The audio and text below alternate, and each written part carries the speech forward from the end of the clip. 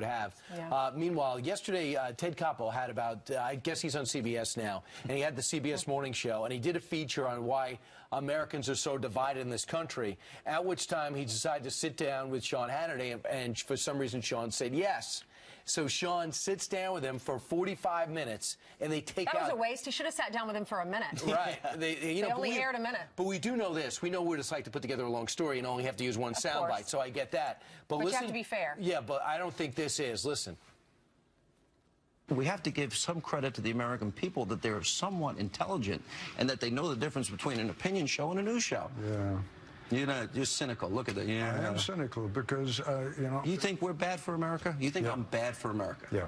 You do? In the long haul, I think you and all these opinion shows... That's sad, Ted. No, you know why? That's sad. Because you're very good at what you do, and because you have attracted a significantly more influential... Let me finish the sentence. Let me finish the sentence before you do that. With all due respect. Yes. You have attracted people who are determined that ideology is more important than facts. So Ted Koppel gave his opinion. He's complaining at because opinion shows are affecting the way America thinks now. Yet he's giving his opinion. Of course, and he's revealing what Donald Trump very effectively revealed through the course of the campaign by challenging the press, that these arbiters of calling balls and strikes, the folks that say they do straight up facts and news, they've always had a bias, and a left-wing bias, and they have an even more bias against Donald Trump. So a Ted Williams Ted Koppel or a Brian Williams or a Dan Rather, the inventor of fake news, these guys have been leftists for a long time and never been called out on it. Someone like Sean Hannity in his program just simply provides the other side. When Walter Cronkite was the voice of America and decided the Vietnam War was lost, it was lost. And I think a lot of people in those outlets feel as though, what happened to the power we used to have? And for example, if you want to call out people with opinions, then you shouldn't be in America. America is full of opinions. Go to a bar. Everyone's got an opinion. It just so happens Sean Hannity does it better than almost everybody, and he's more successful than almost everybody. But if you want to say opinions are a problem, then you should, and you say that's a problem with America, then where's Rachel Maddow in this piece? Where's Bill Maher in this piece? Where's Jon Stewart in this piece? Would he have sat across from Jon Stewart and say, you are the problem? Well, it's just like Sean was saying. There is a difference between news and an opinion show, and the American people know the difference in that. People who agree with Sean Hannity want to hear his messages. That's why his radio show is so successful. That's why he has nearly 3 million people on average every night watching him and staying up till 10 o'clock to see what he's going to say. And that statement from Ted Koppel, it's so condescending. It's sort of like, no, we know what's right and true. We know the facts are. The American people aren't smart enough. As Sean said, he's like, you're selling them short. People can listen and learn and decide for themselves. And you can provide a perspective, and you can change the channel because you're smart and this is American choices. And with the day of Instagram and Snapchat and Facebook, you are not going to be able to control that message. And Ted Koppel, who's is looking back at the way things were and say, wasn't that great? It's not happening anymore. Times have changed. And don't you think he should have left in Sean's response to that? I'd love to hear what Sean's argument was back to him. Yeah, he's saying release the whole tape, right? So that you can see the whole interview. If you go to Sean's Twitter account, you can see he's got lots of tweets about it. He's saying that CBS should release the entire 45-minute interview. Yeah, and don't hold it hostage like the Iranians did with him and that made his career. So we're calling right now to release the Sean Hannity tape. And let us know what you think. I'm sure you've got opinions. Heather, let us know what you have to say. Well, we have some other stories that we're following. Good morning. Beyond that, good morning to you and to everyone at home. This Fox News alert is what we start with. The terrorist who plowed an SUV through pedestrians in London before stabbing a police officer to death may have told others about his deadly plot. Investigators now demanding some access to the messages sent by Khalid Massoud through the heavily encrypted app. It's called WhatsApp. Well, this, as another suspect was arrested on Sunday, linked to that attack that killed 4, including American Kurt Cochran.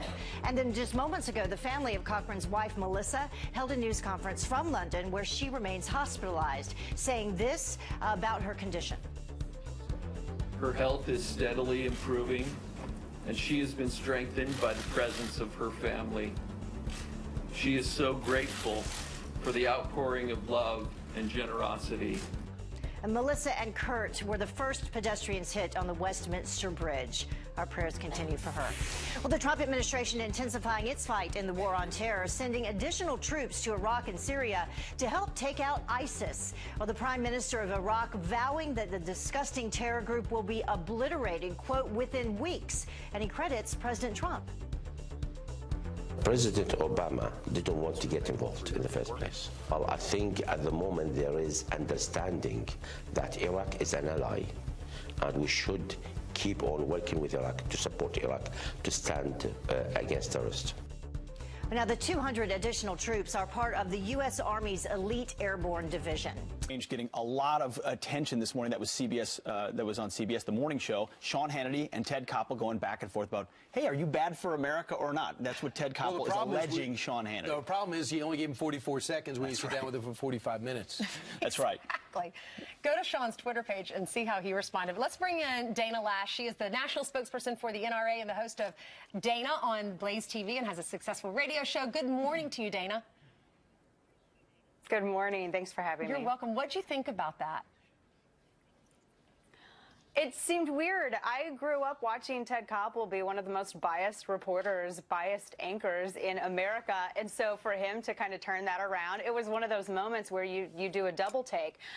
He's been accused of bias, Ted Koppel, throughout his entire career. He's the last person on earth to be accusing anyone of being bad for America simply because they're offering opinion. And this is the problem with so much of legacy media. This is why you've seen new media crop up, because people are tired of these anchors and these reporters giving their opinion as unfettered fact and acting as though there's no bias on their part at all whatsoever. I appreciate people who give their opinion and they openly say, you know what, this is my opinion. Like for me, for instance, I'm completely biased towards the Constitution and towards natural rights. Obviously, everything that I talk about is going to be through that perspective.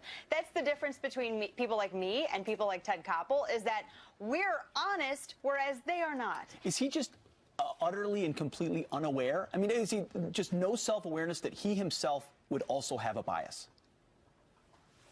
Yes, and it's also a huge insult to the American people who I think don't need Ted Koppel to come to their rescuing.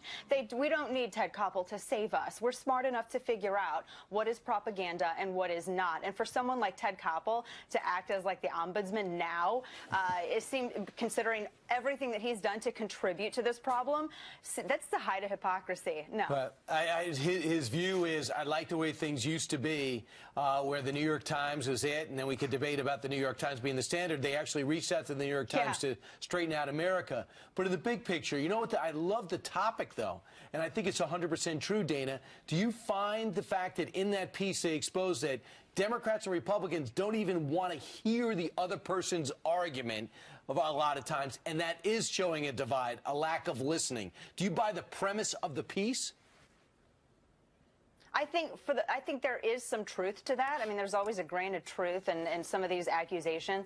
I do think that people are really tribalistic right now. Yep. And we need to focus on the common ground that we do have, because we do have some common ground. That's how you build a big tent. That's how you build a coalition. And we need to not forget that. But people like Ted Koppel reminding everybody that, people like Ted Koppel insulting the intelligence of the American viewer, and to use the New York Times as some sort of gold standard. He liked the olden days, the days of yore, with old lady, old-fashioned, old-timey, you know, the old rotary phones that had the big, you know, they look like a Warner Brothers tool, a prop. But no, he liked the old days before new media, before phones where we could take video of people being biased, where we could take photos, where we had instant access, we had an instant platform. He likes those days better, before anybody could call him out on it. You think he'll release the entire interview? That's what Sean's calling him to do. No. I don't even think with intense public pressure, I don't think that he would release the full public interview, although I would like to see it. I thought the exchange that was released was quite interesting. I think he does do it. I bet you he does do it, Dana. Sit there and look at Sean Hannity in the face and say he's bad for America.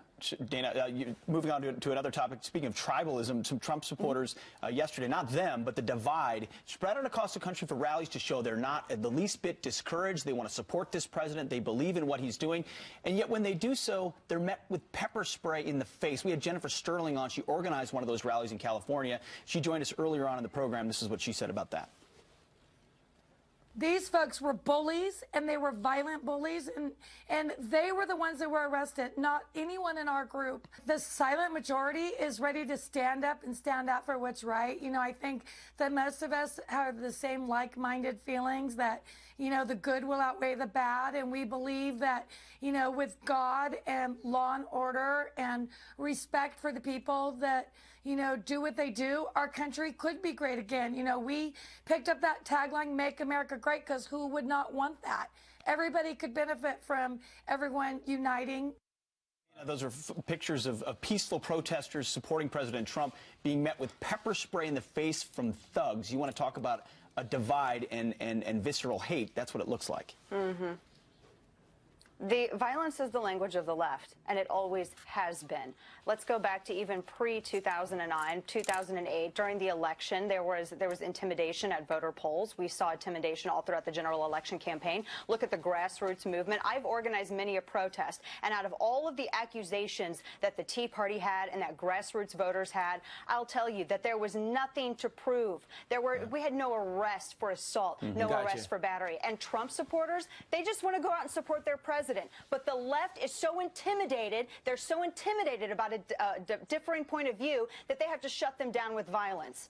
That's a fight they don't want to pick, and it's a fight they shouldn't pick, and they should have some class and realize that everyone has the right to free speech and freedom of assembly, and let people protest. What are they going to lose from it? Right. I also believe there's an undercurrent on the left of these anarchists that actually other people are just protesting. There's others who just wear the stocking masks and just want to create havoc in the country.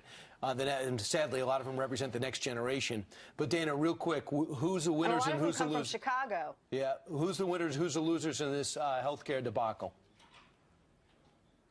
I think, honestly, I have to say, speaking as someone who did not like this health care bill, and I didn't protest along with millions of other Americans only to get Obamacare 2.0, I think for now, and this is tentative, I think that the American people have won. I think we need Jim Jordan's 2015 bill. Let's do a clean repeal that has a 2-year grace period so that we can put a market-based plan right there and take over Obamacare, because the way it is right now, this compromise still funded Planned Parenthood. It was a 1-year bait and switch. Thomas Massey was completely accurate in noting that. It was a 1-year bait and switch. We were still going to fund Planned Parenthood. The structure, the regulatory structure was still in place. The penalty was still in place. The subsidies were still in place. It was like Paul Ryan rearranging the deck chairs on the Titanic and telling America that the hole's been fixed. This was not a repeal. It was a fix. That's not what we protested for. But it was a $1 trillion tax cut that would have helped push forward the tax revamp that was coming down the pike.